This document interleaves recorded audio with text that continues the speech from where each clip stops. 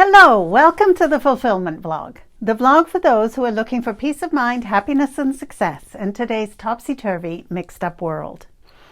In the last video in this series, I suggested that the world we live in today is one of a dichotomy, and that collectively we appear to be moving in the direction of a paradox. In today's vlog, let's dive deeper into what a dichotomy is and how it came to be our dominant philosophy. I'm going to define dichotomy as two opposing sides of one whole, good and bad, right or wrong, truth or fiction, him and her. These perceptions of opposites is made possible because of the way the left hemisphere of our brain functions. The primary difference between the two brain hemispheres is in how each hemisphere uniquely processes information. As Jill Bolte Taylor describes in her book, My Stroke of Insight, the right hemisphere's perception of the world is all about here and now. In her words, moment to moment, our right mind creates a master collage of what this moment looks like, sounds like, tastes like, smells like, and feels like. Moments don't come and go in a rush, but rather are rich with sensations, thoughts, emotions, and often physiological responses. Information processed in this way allows us to take an immediate inventory about the space around us and our relationship to that space. So here is how the right hemisphere functions. As far as the right hemisphere is concerned, no other time exists other than the present moment, and each moment is vibrant with sensation. Sensory data, both internal and external, streams in through our senses and is processed first by the right hemisphere and is processed into an experience that is forever in motion.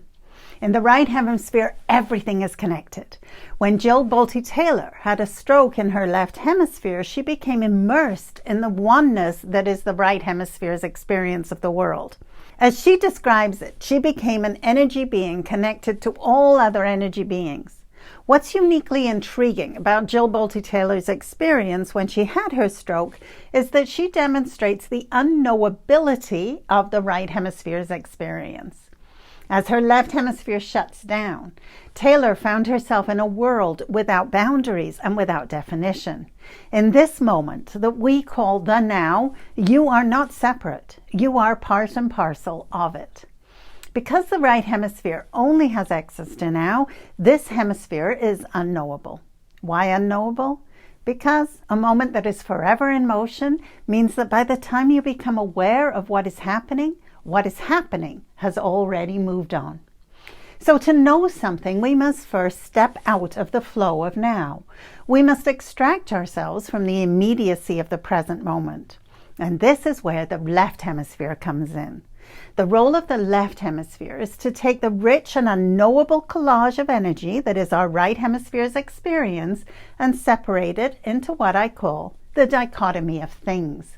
A dichotomy that stands on a foundation of you and other. Think of left hemisphere as creating a virtual map that sits on top of the flow of now. And as it does this, it assigns language, value, and judgment and all these now separate bits of data. It delivers a perception of past and future, right and wrong, good and bad. And stepping out of the flow enables us to describe, define, categorize, and communicate and utilize the world around us. Now, ideally, in a world that is not left brain dominant, as ours is today, the two hemispheres of our brain would be communicating. And that communication would bring us what I call a whole brain experience. A whole brain experience is very different from a left brain experience, and I've described a few of mine in prior episodes in this vlog series. You may have had your own. Yet because of the overeducation of our left brain, these whole brain experiences are, frankly, few and far between. Were we all educated, however, to use our whole brain as it is designed to be used, this is how our hemispheres would function. Right hemisphere, with its sustained, broad, and open awareness, would be forever on board, absorbing all that the now has to offer. Right hemisphere would then pass this information to the left hemisphere, where it is separated into self and other, divided up. Ideally, once left hemisphere has created its virtual map, it would then pass its understanding back to the right hemisphere for integration into the whole, and a big picture would emerge. rich with context, of the actual situation that we are in. Now, as I said, this is what is supposed to happen. This is not, however, what is happening. Over the centuries, an over-education and over-prioritizing of the left hemisphere's way of perceiving the world has resulted in the left hemisphere largely trying to go it alone. Right hemisphere is still drinking in everything in your current moment, in your current now. Right hemisphere is indeed still passing that information to the left for interpretation, but left hemisphere is no longer passing the information back for integration into the now. Left hemisphere is now looping within itself, trying to understand everything through the limited perspective of past acquired knowledge. And that past acquired knowledge is void of the experience and the context that right hemisphere makes possible. This has resulted in a world that is perceived in terms of opposites. We now seek knowledge for the sake of knowledge alone, with no context for why we need to know. We now ask questions such as, is that true or is that a lie? Even facts void of context are enough for the left hemisphere. What question would replace, is it true, if we were using a whole brain? The question we would be asking is, does this work? Does this work for everybody? And if it didn't, we would be able to let go of our perceived knowledge and create new knowledge that does work for everybody. I'm going to return to this concept in a future episode because it's an important one. But for today, although it is impossible to nail exactly where our left hemisphere became the dominant hemisphere in history, there is a general consensus among scholars, Paul Ehrlich, Ian McGilchrist, Jill Bolte Taylor, to name but a few, that it is our left hemisphere dominance that is the reason that we are out of balance today. Now, one way this out of balance shows up is in our pursuit of knowledge for the sake of knowledge alone. Knowledge that is void of context. Here's what I mean. In this hemisphere, there are only two available options. Either you know or you don't know. And if you don't know, you should know and you need to know.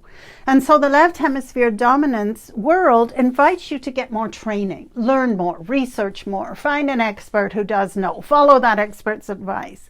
And if you do all of this and you still don't know, guess what? There's something wrong. You're on the wrong track, you have the wrong goal, you are not the right person for the job, etc. Now, by way of example, I'm going to use an event that happened to me last week. I was in my mastermind group, and one of the entrepreneurs asked for help distinguishing his avatar. Now, in the entrepreneurial world, the profile of an ideal client is called an avatar. Your ideal client is supposed to be able to be encapsulated into an archetypal model that includes demographics such as age and where that person lives and what their gender is, and also psychographics such as what are their fears, their desires, their goals in life. Now, in our left brain world, to establish an avatar for your product or service is hailed by trainers as being essential for entrepreneurial success. And almost every entrepreneurial training will include some avatar distinguishing activity. Notice, if you will, the emphasis on left brain search for knowledge in this pursuit. This mastermind participant was struggling because, like most entrepreneurs, I know anyway, he couldn't figure his out. So I shared that after 10 years of running a successful business, I have yet to distinguish one individual avatar, one individual prototype of an ideal client, and that I don't find it helpful myself. Does anyone in this group? I asked. The group thought for a moment, and then someone offered the following. I'm part of another training program, and that teacher said that it wasn't until they distinguished their avatar that they became successful. Yes, that is a standard left brain answer. The left brain search for knowledge will always position knowledge above your own personal experience. It looks for proof to back up what it thinks it knows and settles into that proof like a cozy blanket. But proof is not the result of direct experience. In fact, as this particular comment demonstrates, more often than not, it is just another layer of knowledge that lacks direct experience. The left hemisphere, in its pursuit of knowledge, will always seek to reduce everything into something that can be categorized and therefore known. Why does it do this? The left brain's role is to focus in. In doing so, it separates and it divides. As it divides, it categorizes, labels, and defines. In other words, it will look at a flower and it doesn't see the whole flower. Instead, the left brain sees individual parts, petals, leaves, colors, types of flowers, smells, and having defined the details, it now thinks that it knows this individual flower.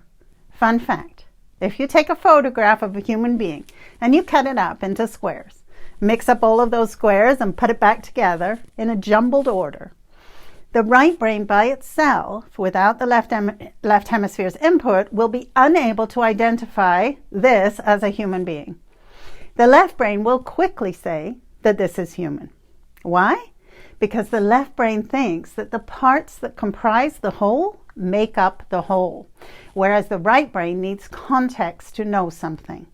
The right hemisphere is looking at the whole being, a whole being that is comprised of more than just the individual parts.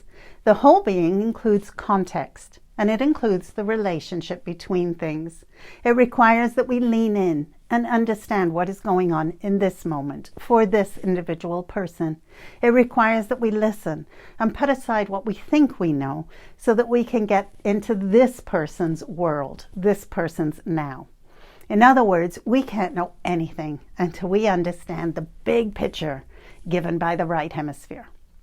Cut off from the right hemisphere and its ability to integrate left brain's knowing into the situation has created an anxious world that all of us swim in today. The dichotomy of I know or I don't know, and if you don't know, you better find out, has you cut off from the mystery of the unknown that is the result of the moment. And that is always there in the flow, always unknowable, always just a step away in the right side of your brain. So what is the impact of left brain's need to know? Well, consider the most valuable innovations are ones that have no precedent. In fact, the ancient Greeks referred to these ideas as sui generis, as in a class of their own. The automobile was not a faster horse. iTunes had nothing in common with record stores. Leaps of creativity and innovation such as these are rare because our left brain defaults to what it knows and loops around itself in an attempt to find answers that go, frankly, nowhere. To go beyond the predictable, we must let go of left brain's search for knowledge and take a step into the unknowable waters of the right hemisphere, which is where we will access our own wisdom, that wisdom of now. All right, that's it for today. If you want to know more about left brain and right brain, I invite you to access my free training at www.adelespraggon.com. And if you want to experience the joy, happiness, and success of whole brain thinking, then I invite you to join the Pattern Maker Hub, where you will find everything you need to access your own internal wisdom and take a step into your right hemisphere. Links are below this video, and I will see you next time.